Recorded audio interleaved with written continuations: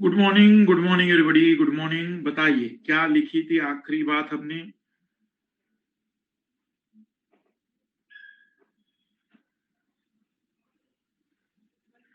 Maths शुरू करने वाले थे आज हम, क्योंकि अब केवल और केवल मैथ्स ही बचा हुआ है हमारा।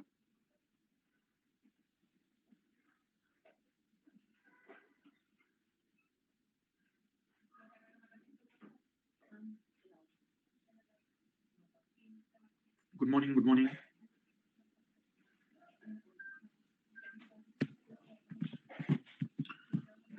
लगभग हो चुका है, बिल्कुल सभी को, आप सभी को भी। तो सी सेट लगभग कंप्लीट हो चुका है एक तरीके से। अब हम केवल मैथ्स में देखने जा रहे हैं। बिल्कुल। एक सवाल दिया था मैंने,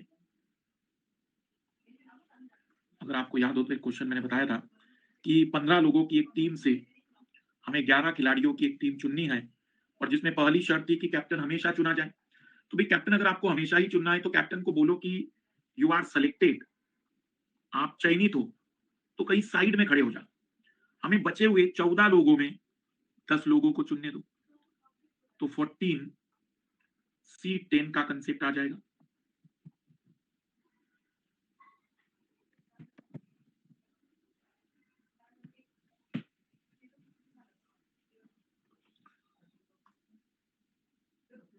(14C10) जैसे कि आप जानते हैं एनसीआर 14 फैक्टोरियल, फिर 10 फैक्टोरियल, और 14 minus 10 4 factorial, 14 into 13 into 12 into 11, 10 से 10 कैंसल, 4 फैक्टोरियल की वैल्यू होती है 24। सॉल्व कर देंगे अगर हम इसे, तो आपका आंसर आया होगा 1001 तरीके से इस टीम को चुना जा सकता है, इस टीम को चुना जा सकता है।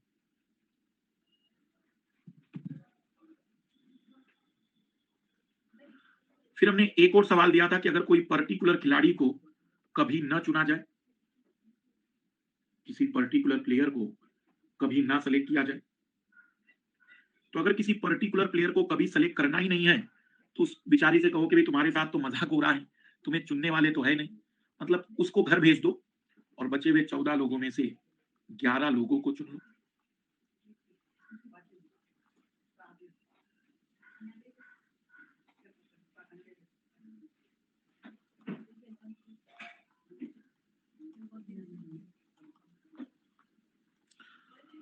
तीन फैक्टोरियल की वैल्यू होती है 6, सॉल्व कर देंगे तो 352, 14 गुना में 13 गुना में 12, और तो आ जाएगा 364 आया होगा। आई थिंक कितना आंसर आ रहा है इसका? 364। क्या यही आंसर आए थे दोनों?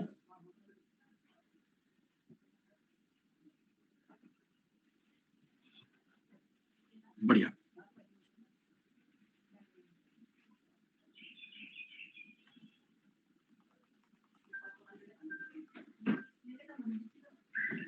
क्योंकि एक खिलाड़ी हमेशा चुनना ही है तो उसको साइड में करो, उसको बोलो कि भाई तुम चुनाव की प्रक्रिया में हो ही नहीं, तुम ऑलरेडी चुन लिए गए हो।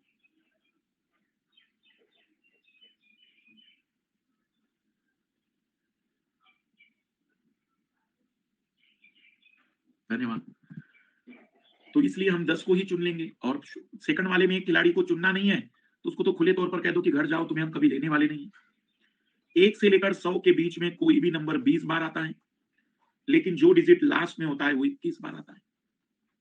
1 इसमें 21 बार आएगा, बाकी सब लोग 20 बार आएंगे। अब लिखना एक परमुटेशन जो होता है जियोमेट्रिकल कॉम्बिनेशन, ज्यामितीय संचय।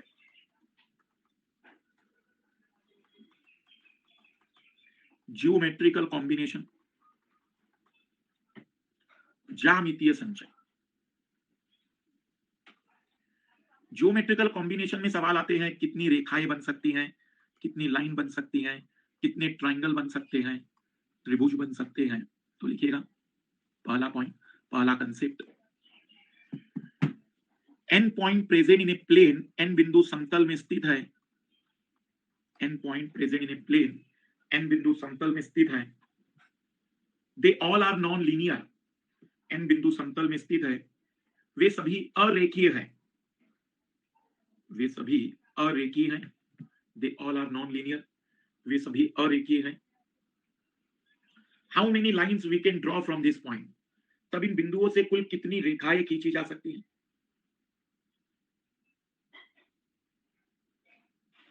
How many lines we can draw from this point, तब इन बिंदुओं से कुल कितनी रेखाएं खींची जा सकती हैं।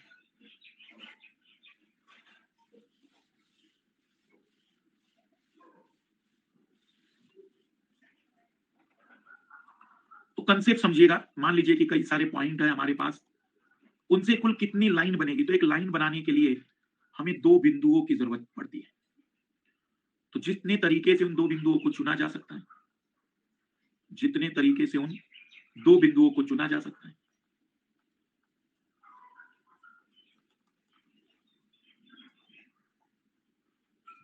nc2 मतलब n-1/2,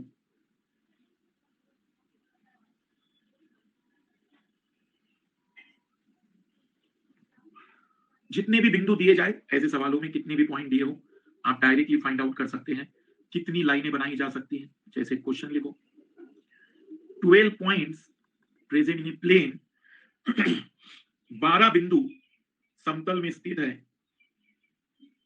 12 पॉइंट प्रेजेंट इन प्लेन 12 बिंदु समतल में स्थित है। They all are non linear, वे सभी अरेखीय हैं।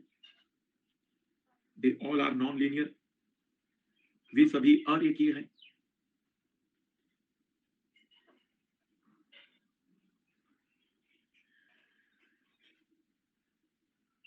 How many lines we can draw from this point, तब इस बिंदु से कुल कितनी रेखाएं बनाई जा सकती हैं। How many lines we can draw from this point, इन बिंदुओं से कुल कितनी रेखाएं बनाई जा सकती हैं।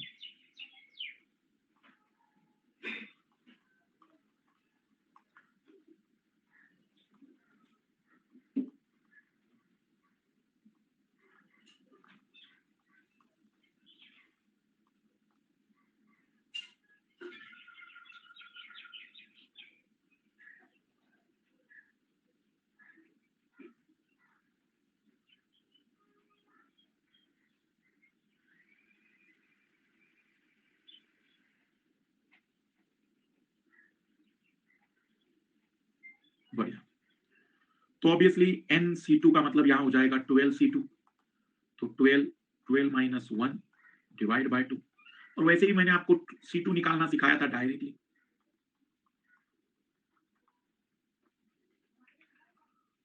अब इमेजिन करिए कि कुछ पॉइंट लीनियर हो, मतलब कुछ बिंदु एक ही लाइन में हो, तो ऐसी सिचुएशन में इनसे केवल एक ही लाइन बन सकती है, हम इसको अलग अलग लाइन नहीं कहेंगे। तो एक प्रश्न कंसेप्ट लिखना, पहले कंसेप्ट लिखना, n point present in a plane, n बिंदु समतल में स्थित है। n point present in a plane, n बिंदु समतल में स्थित है।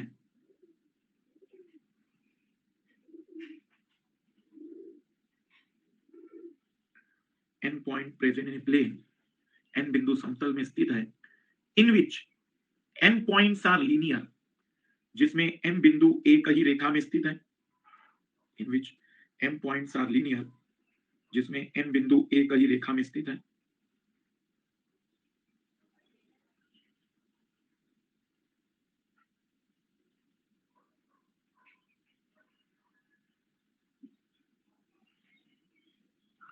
How many lines we can draw from this point, तब इन बिंदुओं से कुल कितनी रेखाएं खींची जा सकती हैं।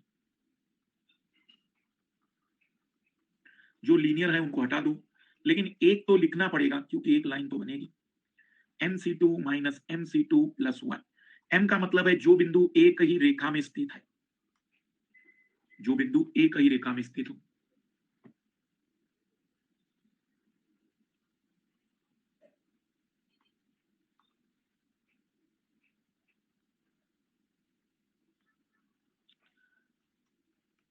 ऐसे लिखना, 15 point present in a plane, 15 बिंदु समतल में स्थित है। 15 point present in a plane, 15 बिंदु समतल में स्थित है। In which 5 points are linear, जिसमें 5 बिंदु एक ही रेखा में है। In which 5 points are linear, जिसमें 5 बिंदु एक ही रेखा में है। How many lines we can draw from this point, तब इस बिंदु से कुल कितनी रेखाएं बनाई जा सकती हैं। How many lines we can draw from this point, तब इस बिंदुओं से कुल कितनी रेखाएं बनाई जा सकती हैं।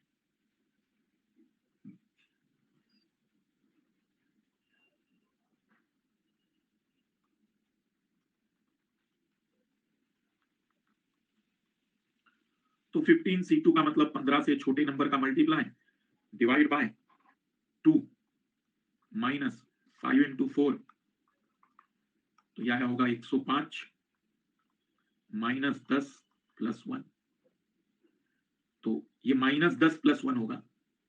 105 में से 10 माइनस कर दो,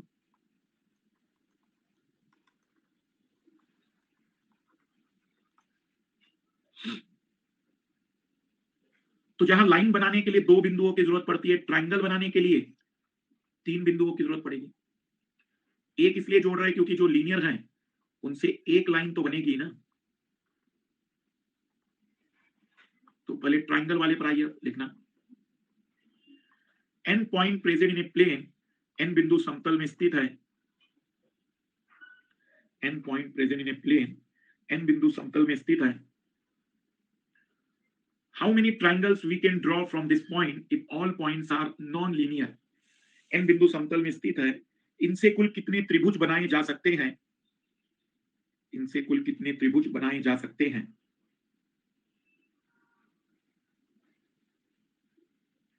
यदि सभी बिंदु अरेखीय हो, if all points are non linear, यदि सभी बिंदु अरेखीय हो,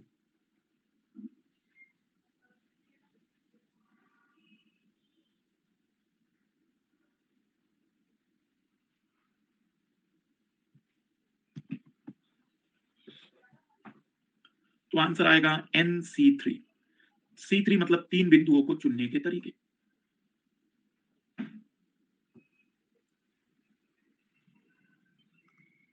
देखिए वाला प्रश्न, 10 point present in a plane, 10 बिंदु समतल में स्थित है। 10 point present in a plane, 10 बिंदु समतल में स्थित है। They all are non linear, वे सभी अरेखीय हैं। अरेखीय का मतलब वो सभी एक लाइन में नहीं है, बिखरे पड़े हुए हैं। They all are non linear, वे सभी अरेखीय हैं। How many lines we can draw from this point, तब इन बिंदुओं से कुल कितनी, how many triangles we can draw from this point, तब इन बिंदुओं से कुल कितने त्रिभुज बनाए जा सकते हैं। तब इन बिंदुओं से कुल कितने त्रिभुज बनाए जा सकते हैं।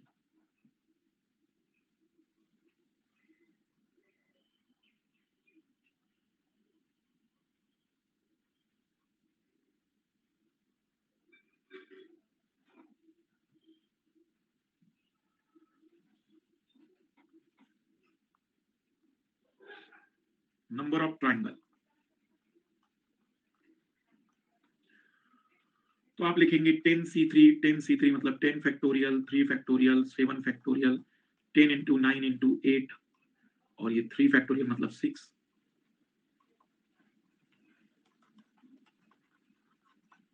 कुल 120 त्रिभुज बनाए जा सकते हैं।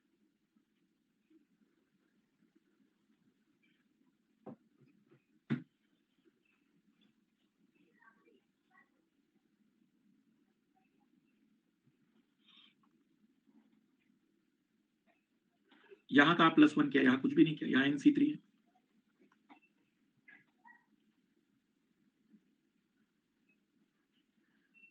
बस करना पड़ता है, ऐसा मान लिया करो कभी कभी। बहुत बढ़िया, 10 में से 3 गए तो 7 फैक्टोरियल आएंगे। अब अगर इसमें कुछ बिंदु एक ही रेखा में हो, तो एक ही रेखा में होने के कारण उनसे कभी त्रिभुज नहीं बन पाएगा, उनसे कभी ट्रायंगल नहीं बनेगा। तो कंसेप्ट लिखना चौथा, N point present in a plane, N बिंदु समतल में स्थित है।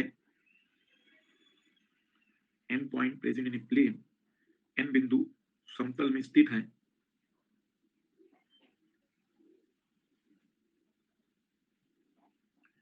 In which m points are linear, जिसमें m बिंदु एक ही रेखा में है। In which m points are linear, जिसमें m बिंदु एक ही रेखा में है।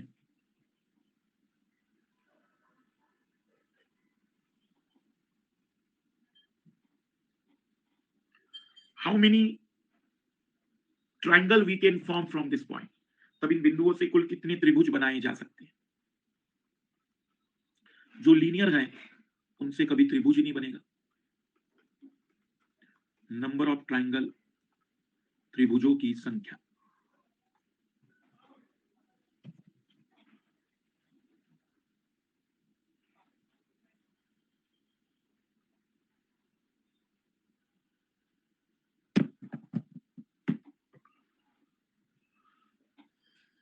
तो इस तरीके के सवाल भी इसमें बनाए जाते हैं कई बार। तो ये है परमुटेशन और कॉम्बिनेशन में जितनी डाइवर्सिटी हो सकती है। अब टॉपिक डालिए प्रोबेबिलिटी, हिंदी में प्रायिकता, नया चैप्टर है, इसके क्वेश्चन आपको उसी शीट में मिल जाएंगे। प्रोबेबिलिटी, प्रायिकता।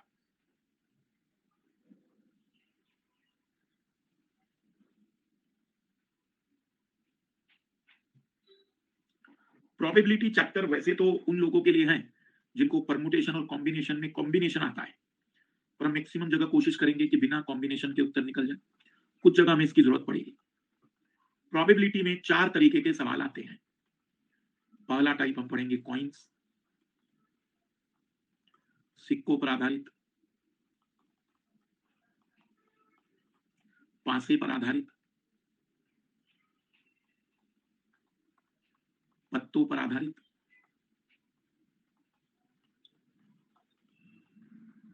मिसलेनियस। 4 टाइप के सवाल हमें पढ़ने हैं। प्रोबेबिलिटी का केवल एक ही फार्मूला है। प्रोबेबिलिटी मतलब एक संभावना की बात होती है, इसमें कोई गारंटी नहीं है। प्रोबेबिलिटी का मतलब होता है कि आपके पास टोटल ऑप्शन जितने थे उनमें से आपके पसंदीदा ऑप्शन के आधार पर क्या संभावना बनती है। तो प्रोबेबिलिटी का फार्मूला होगा favourite events by total events. एक ही फार्मूला। प्रायिकता बराबर पसंदीदा घटनाएं अपॉन में कुल घटनाएं। Favourite events by total events, favourite events by total events.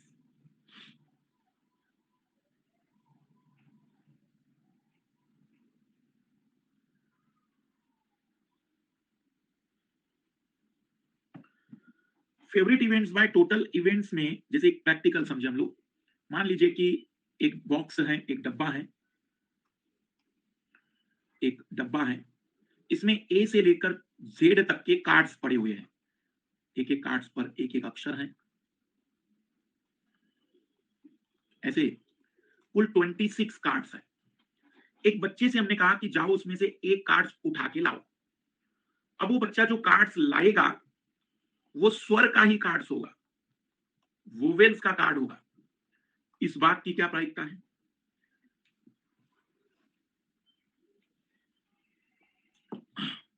तो आप कहेंगे sir probability is equal to favourite by total. Total 26 card थे, फेवरेट थे वोवेल्स के, वो 5 होते हैं। मान लीजिए कि आपसे कोई कहे कि किसी इनामी योजना में कुल 100 नंबर है। इनामी योजना में कुल 100 नंबर है, जिसमें 15 नंबरों पर इनाम खुलने की पॉसिबिलिटी है। किसी ने उसमें पार्टिसिपेट किया तो वो इनाम जीतेगा, इस बात की क्या प्रोबेबिलिटी है? बढ़िया। 15/100 मतलब 3/20।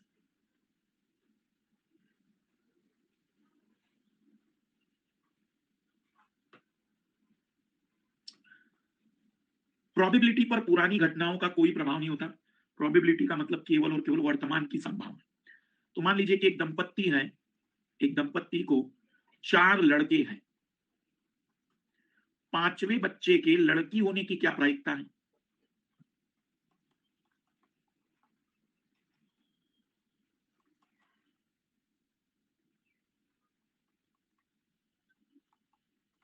एक दंपत्ति के 4 लड़के हैं, 4 बॉयज हैं। 5वें बच्चे के लड़की होने की क्या प्रायिकता है?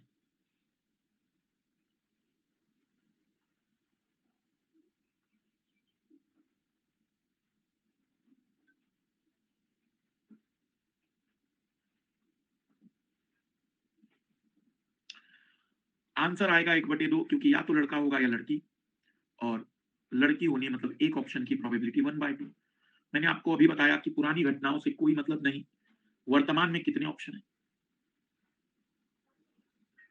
दिल्ली में पिछले 10 दिनों से बारिश नहीं हुई, दिल्ली में पिछले 10 दिनों से बारिश नहीं हुई, तो आज बारिश होने की क्या पॉसिबिलिटी है, क्या प्रायिकता है?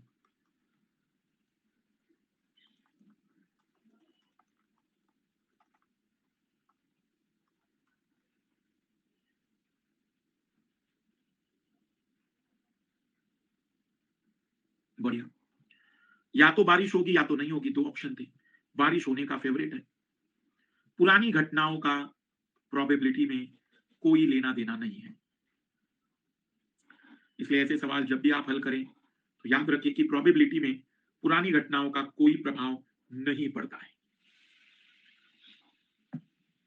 तो टाइटल डालिए सबसे पहला प्रोबेबिलिटी में, on the basis of coins, सिक्कों पर आधारित। अब हम चैप्टर शुरू कर रहे हैं अभी।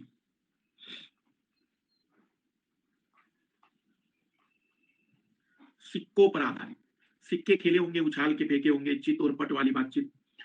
तो प्रोबेबिलिटी में सिक्कों में टोटल इवेंट्स निकालने का टेंशन मत लीजिए। टोटल इवेंट्स हमेशा 2:n होगा। सिक्कों में, सिक्कों में कुल घटनाओं की जो वैल्यू है, टोटल इवेंट्स जो है वो 2:n होगा, क्योंकि सिक्के, n का मतलब नंबर ऑफ कॉइन्स, n का मतलब सिक्कों की संख्या, क्योंकि हर सिक्के में दो पहलू होते हैं।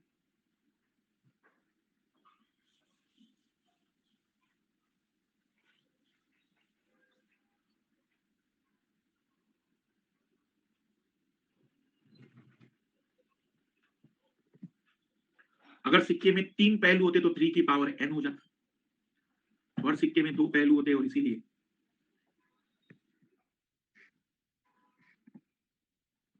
टोटल इवेंट्स का कोई प्रॉब्लम ही नहीं। पहला सवाल मैं हल करूंगा, सीखने पर ध्यान देना। लिखना, 3 coin toss on the ground together, तीन सिक्कों को एक साथ जमीन पर उछाला गया। 3 coin toss on the ground together, तीन सिक्कों को एक साथ जमीन पर उछाला गया। What is the probability all three coins have head on upper face? इस बात की क्या प्रायिकता है कि तीनों सिक्कों के ऊपरी सतह पर चित आएगा? इस बात की क्या प्रायिकता है कि तीनों सिक्कों के ऊपरी सतह पर चित आएगा? What is the probability all three coins have head on the upper face?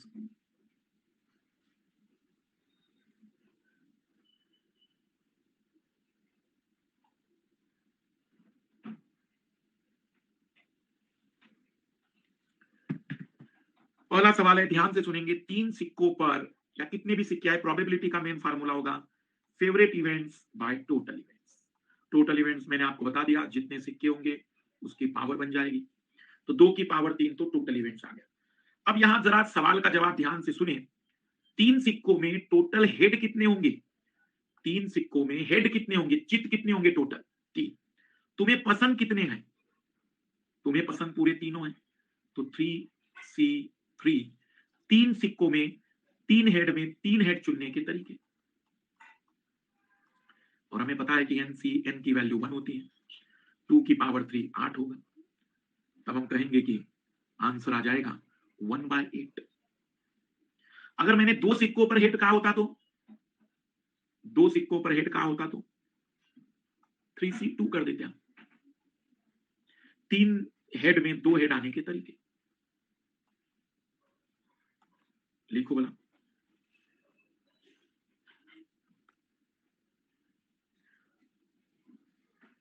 5 coin toss on the ground together, पांच सिक्कों को एक साथ जमीन पर उछाला जाता है।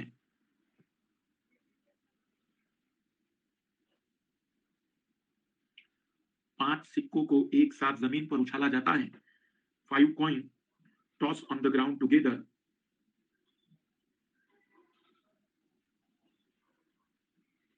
what is the probability, what is the probability 3 coins have head on upper face. इस बात की क्या प्रायिकता है कि 3 सिक्कों की ऊपरी सतह पर चित आएगा? इस बात की क्या प्रायिकता है कि 3 सिक्कों की ऊपरी सतह पर चित आएगा?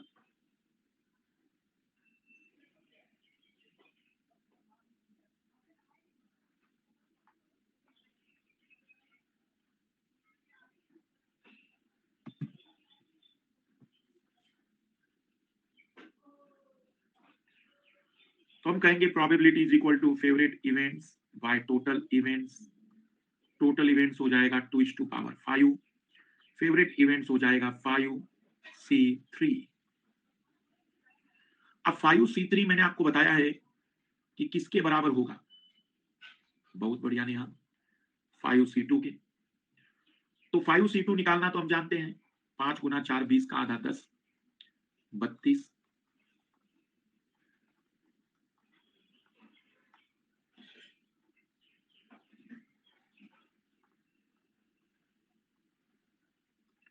एक ट्राई फिर करिए। फिर 5 coin toss on the ground together. 5 सिक्कों को एक साथ जमीन पर उछाला जाता है। 5 coin toss on the ground together. 5 सिक्कों को एक साथ जमीन पर उछाला जाता है।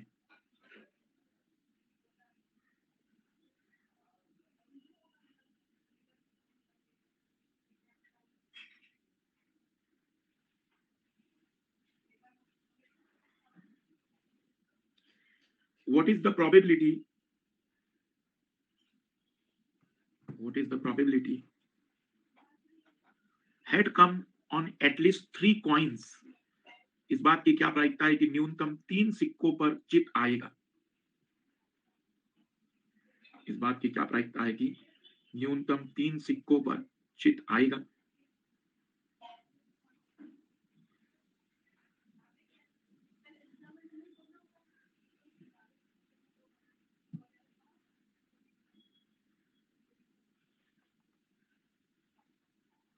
न्यूनतम 3 सिक्कों पर चित आना चाहिए। अब न्यूनतम 3 का मतलब probability is equal to favourite events by total events. तो नीचे तो आ जाएगा 2:5। 5 में से 3 में आ जाए या 5 में से 4 में आ जाए, 5 में से 5, क्योंकि मैंने एटलीस्ट कहा है, उसके आगे वाले भी चलेंगे। तो 5C3 को मैं 5C2 लिखूंगा जल्दी सॉल्व करने के लिए।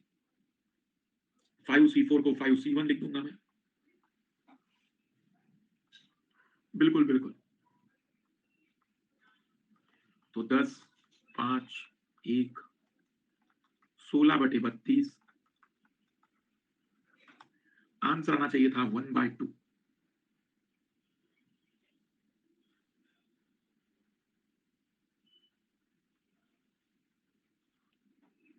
आज आ जाएगा करंट अफेयर का। ऑलरेडी लिख चुके पुरानी चीजें अगर आपने पढ़ी हो तो एनसीआर एनसीपी के बराबर होता है, इसलिए कहता हूं कि रिवीजन भी करते चलो। हाँ, 0.5 भी लिख सकते हैं।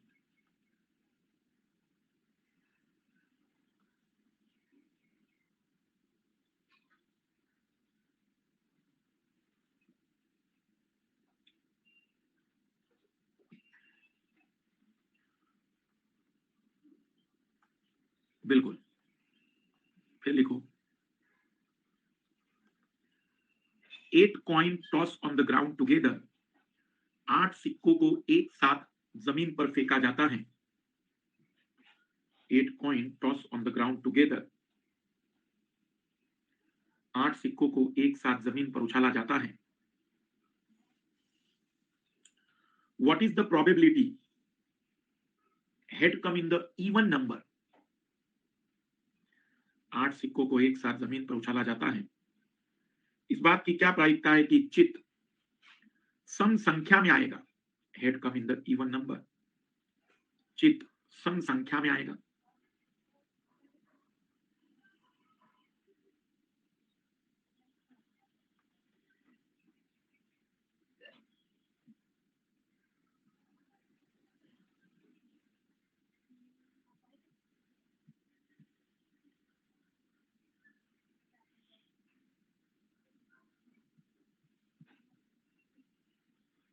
निश्चित सम संख्या में आएगा।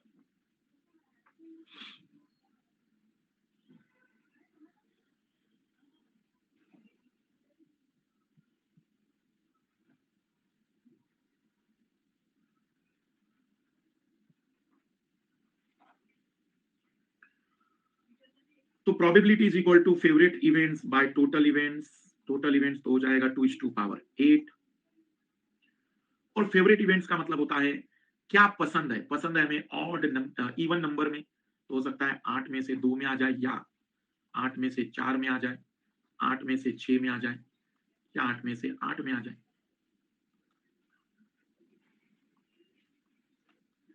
8C2 मतलब होता है 8 7 56 का आधा 28। 8C4 निकाल लेते हैं। 8 7 6 5 70। वही 8C2 की वैल्यू 8C6 के बराबर होगी।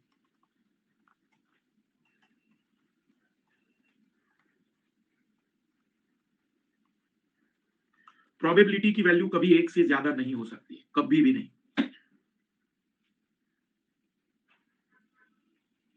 तो इवन नंबर में या तो 2 बार आ जाए, 4 बार आ जाए, 6 बार आ जाए, 8 बार आ जाए।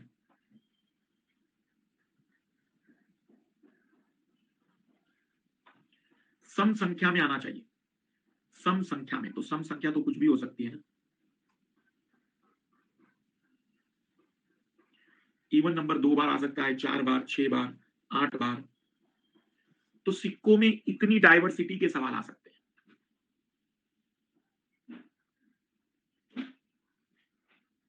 नहीं, 8C4 तो 8 में से 4 सिक्कों में होगा। ऑड भी ऐसा ही आएगा, बिल्कुल ऑड का भी पैटर्न यही होगा।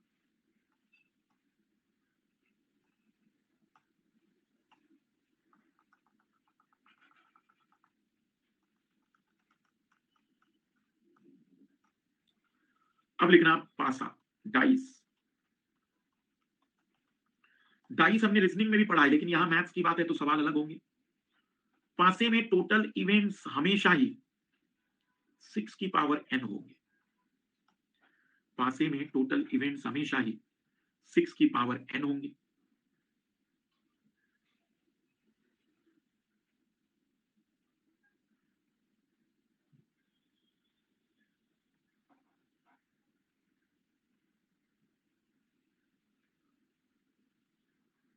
क्योंकि पासे में 6 ऑप्शन होते हैं। अगर पासे में 5 ऑप्शन होते तो 5 की पावर n होता। जनरली इसमें 2 पासों का सवाल बनता है, लेकिन पहले एक पासे का सवाल देख लेते। लिखना, एक dice throw on the ground. एक पासे को जमीन पर फेंका गया है। Dice throw on the ground, एक पासे को जमीन पर फेंका गया है। What is the probability an odd number come on the upper face. इस बात की क्या प्रायिकता है कि ऊपरी सतह पर एक विषम संख्या आएगी।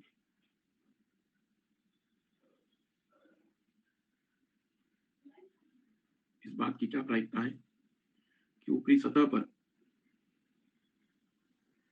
एक विषम संख्या आएगी।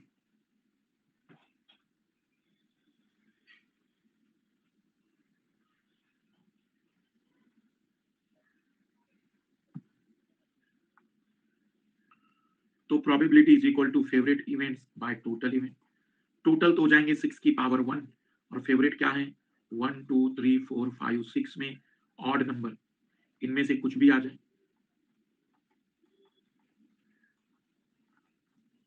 पर जनरली वन पासे पर क्वेश्चन नहीं बनाते क्योंकि बहुत इजी होते हैं। लिखो फिर,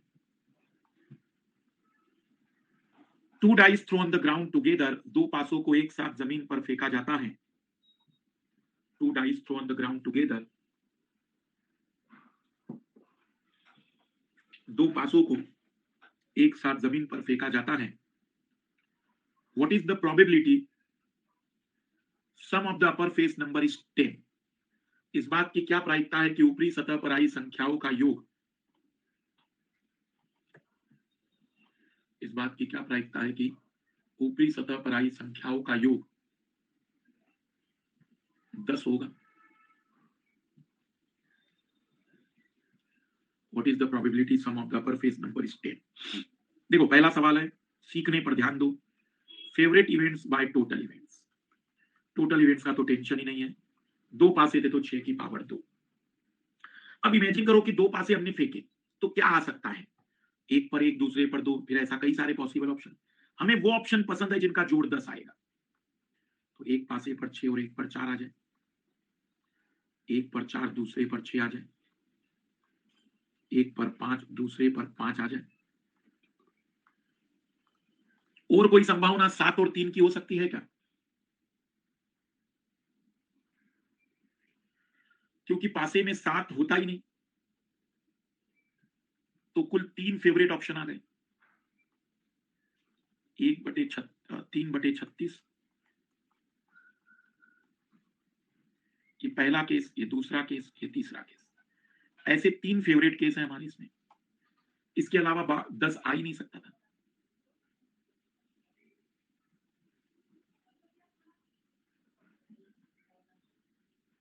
आप ट्राई करिए।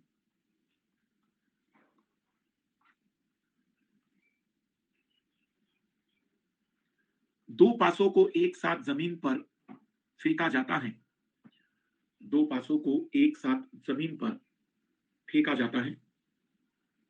To dice throw on the ground together,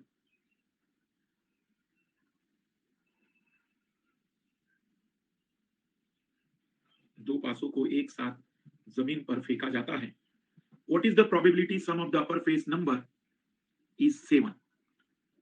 इस बात की क्या प्रायिकता है कि ऊपरी सतह पर आई संख्याओं का योग 10 होगा।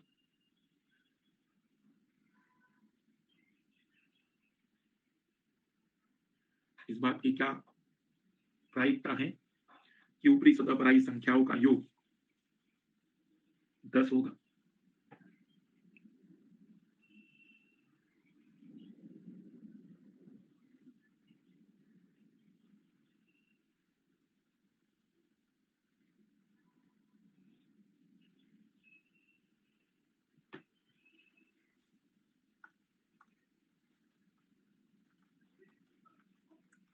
ऊपरी सतह पर आई संख्याओं का योग 7 होगा, 7। तो ये आपने लिखा होगा 6 की पावर 2। अब 7 कब कब आ सकता है? 1 और 6, 6 और 1, 2 और 5। यहां कोई कॉम्बिनेशन नहीं 5 और 2, क्योंकि दो दो ही तो केस बन रहे हैं। 3 और 4, 4 और 3, तो टोटल फेवरेट केस 6 हो जाएंगे।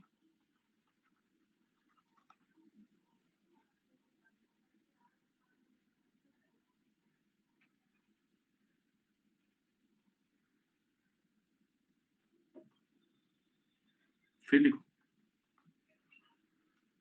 दो पासों को एक साथ जमीन पर फेंका जाता है, two dice throw on the ground together, दो पासों को एक साथ जमीन पर फेंका जाता है। What is the probability sum of the upper face number is at least 10। इस बात की क्या प्रायिकता है कि ऊपरी सतह पर आई संख्याओं का योग, what is the probability sum of the upper face number is at least 10। इस बात की क्या प्रायिकता है कि ऊपरी सतह पर आई संख्याओं का योग न्यूनतम 10 होगा, एटलीस्ट 10।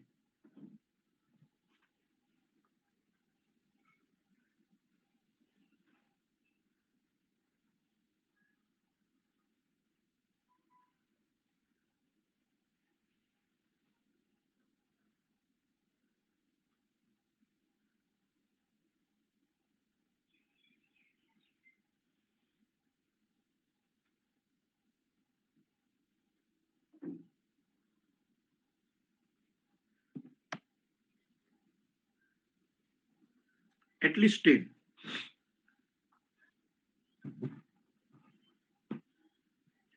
तो एटलीस्ट 10 का मतलब जोड़ 10 भी चलेगा, 11 भी और 12 भी, दो से ज्यादा, 12 से ज्यादा हो नहीं सकता। 10 के केस थे 5 5, 4 6, 6 4, 11 के केस 6 5, 5 6, और यहां तो एक ही केस बन सकता है। तो probability favourite events by total events, ये हो जाएंगे 1/6।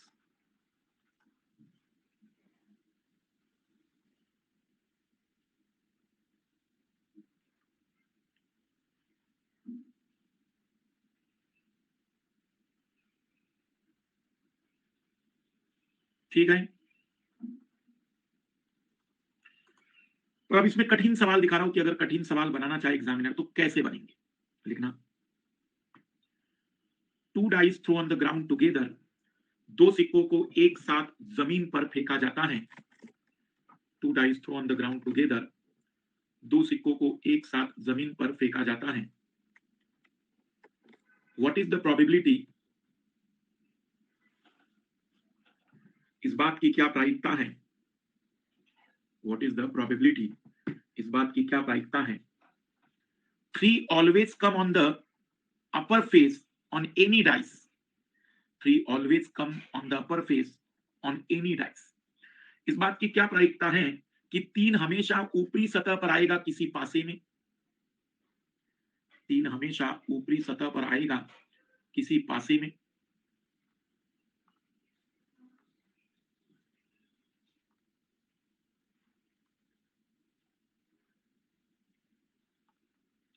जोड़ 3 नहीं कह रहा हूं मैं, जोड़ 3 नहीं कह रहा हूं मैं, 3 किसी भी सतह पर हमेशा आएगा, 3 नंबर।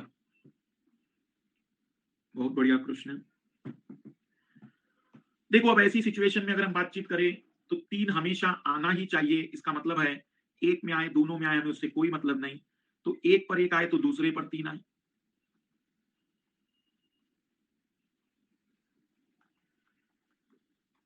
ये चल जाएंगे, सारे फेवरेट केस है।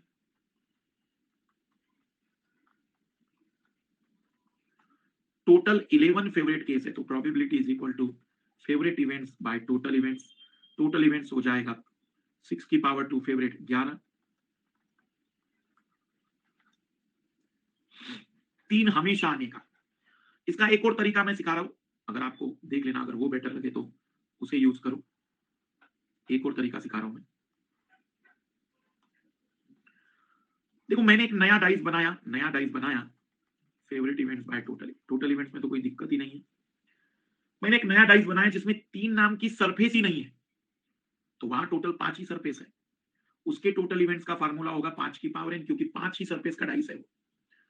उन 5 की पावर n में 3 कभी आएगा ही नहीं, तो 3 ओवरऑल टोटल केस 6 की पावर 2, जिनमें 3 कभी नहीं आएगा, ऐसे 5 की पावर 2, 36 माइनस 25।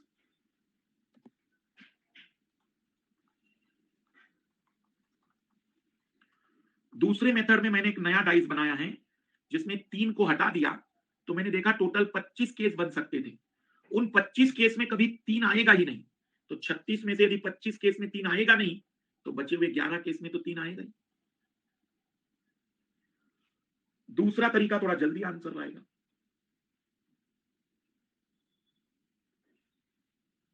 टोटल इवेंट्स तो कभी बदलेगा ही नहीं, टोटल इवेंट्स तो भैया तो हमने अज्यूम किया ना सवाल हल करने के लिए, बट टोटल इवेंट्स तो 6 की पावर 2 मतलब 6 की पावर 2 ही रहेगा। सेकंड मेथड में हम एक नया डाइस बनाकर इमेजिन कर रहे हैं कि अगर 3 नाम की सतह नहीं होती तो कितने केस होते, 25 केस होते, जिसमें कभी 3 नहीं आता। तो 36 में से अगर 25 केस में नहीं आता तो 11 में आएगा, बाकी टोटल इवेंट्स तो 36 ही रहेंगे। ट्राई करिए। 3 dice throw on the ground together, 3 पासों को एक साथ जमीन पर फेंका जाता है। 3 dice throw on the ground together, 3 पासों को एक साथ जमीन पर फेंका जाता है। What is the probability 4 always come on upper face on any dice? 3 पासों को एक साथ जमीन पर फेंका जाता है, इस बात की क्या प्रायिकता है, इस बात की क्या प्रायिकता है कि 4 हमेशा किसी पासे की ऊपरी सतह पर आएगा, 4 हमेशा किसी पासे की ऊपरी सतह पर आएगा।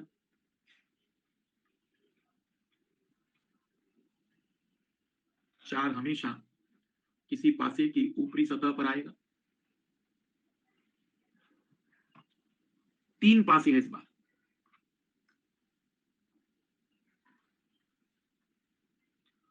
बहुत बढ़िया, बहुत बढ़िया।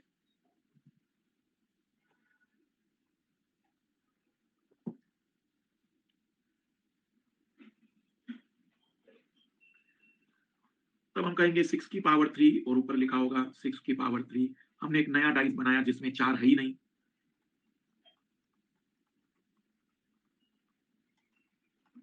ये एपीएफसी की एग्जाम में आया हुआ सवाल था। पासे में एक आखिरी सवाल देख लीजिए।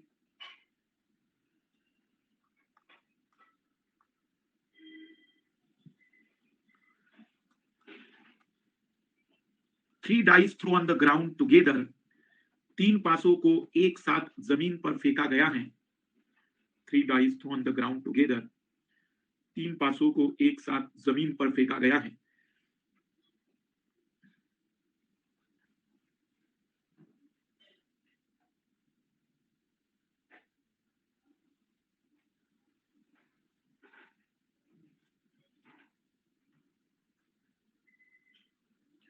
What is the probability sum of the upper face number is 15?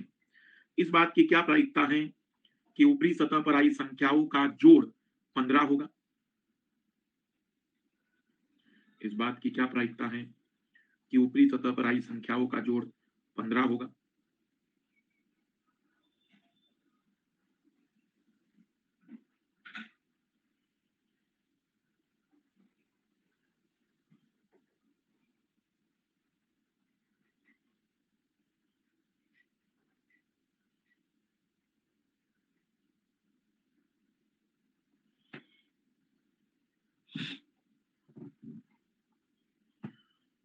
ऊपरी सतह पर आई संख्याओं का योग 15, वो भी 3 पासे हैं।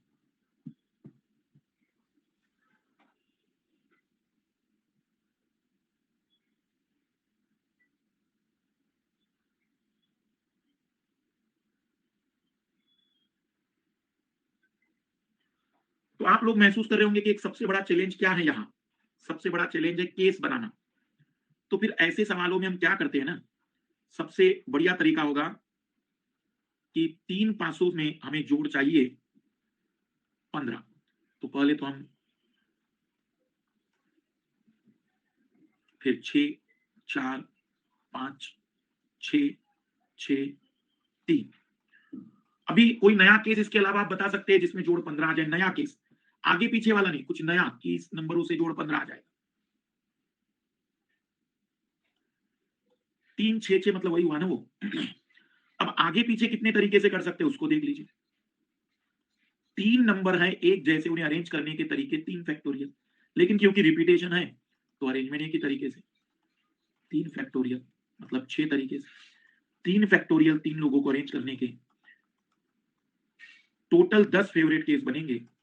Probability is equal to favourite events by total events, 6 की पावर 3 टोटल इवेंट्स, फेवरेट 10 हो जाएंगे, 10/216, 5/108 होगा। ऐसे सवालों में केवल चैलेंज होता है केसेस बनाना कि कितने टोटल केस बनेंगे यहां पर।